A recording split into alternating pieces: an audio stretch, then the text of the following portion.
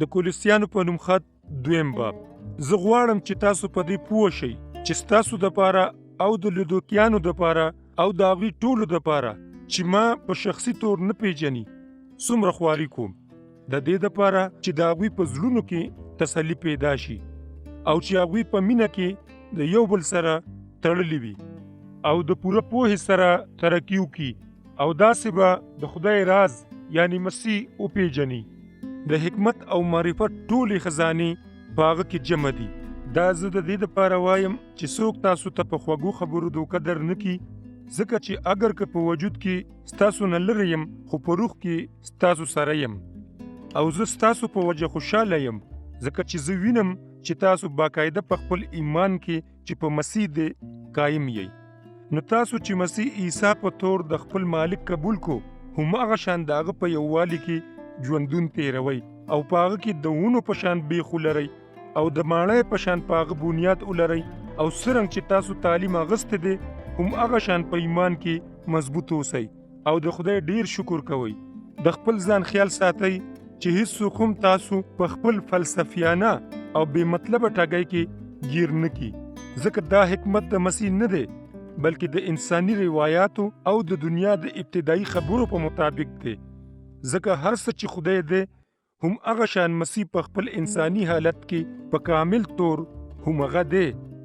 او تاسو د مسیح په یووالي کې کمال ته رسیدلی یې چې د ټولو حکومتونو او اختیارونو سر دی او په هغه کې تاسو داسې سنت شوئ چې په لاس سره نه کیږي، یعنی د مسیح نه سنت شوئ، یعنی د خپل ګناه لړلي فطرت نه بچ شوئ او تاسو د مسیح سره په بپتسمه کې ښخ شوئ او په هغه کې مو د هغه خدای په قوت ایمان راوړو چې هغه یې د مړو نه ژوندی کړ او تاسو هم ورسره ژوندي شوئ او هغه تاسو هم چې د خپلو ګناهونو او د وجود د ناسنتوالي په وجه مړه وئ د هغه سره ژوندي کوي او زموږ ټول ګناهونه یې وبخل. هر څه چې موږ د شریعت د حکمونو په خلاف قصورونه کړي وو هغه په یوه روزنامچه کې لیکل شوي وو. هغه د روزنامچې لیک په خپله روان کو، یعنی هغه په سولی ټک وهلو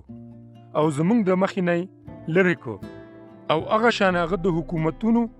او د اختیار د خاوندانو وسلې واغستې، یعنی د سولی په سبب هغوی له د ماتې ورکولو سره د ټولو په مخ کې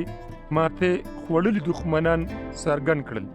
نو هیڅوک هم د خوراک څښاک یا د اختر یا د نوې میاشت یا د سبت په هکله دی په تاسو الزام ونه لګوي، ځکه چې دا د راتلونکو څیزونو سوری دی خو مسیح حقیقت دی. هیڅ چاله موقع مه ورکوئ چې څوک د خپل ځان په ښه ګڼلو تاسو مجرم کوي. داسې خلک په خاص کشفونو لیدو سره بل مجبوروي چې هغوی خپل ځان عاجزان کی او فرښتې خدایان ومني. داسې عاجزي رښتینې نه ده او داسې خلک د خپل عقل په خبرو بې فایدې وپړسیږي. داسې خلکو خپل روابط د مسیح سره یعنی د سر سره پریښي دي. د مسیح په ټول وجود اختیار دی او هغه وجود د مسیح نه د طاقت موندلو په وسیله پلی، بندونه او اندامونه په یو بدن کې یوځای کیږي. داسې هغه د خدای د مرضۍ په مطابق لویږي. که تاسو د دنیا د قوتونو په نسبت د مسیح سره مړه شوئ نو بیا تاسو ولې د هغوی په شان ژوند تیروئ چې د دې دنیا وي او تاسو ولې د هغوی حکمونه منئ؟ لکه دې له لاس مه وروړئ، دا مه څکئ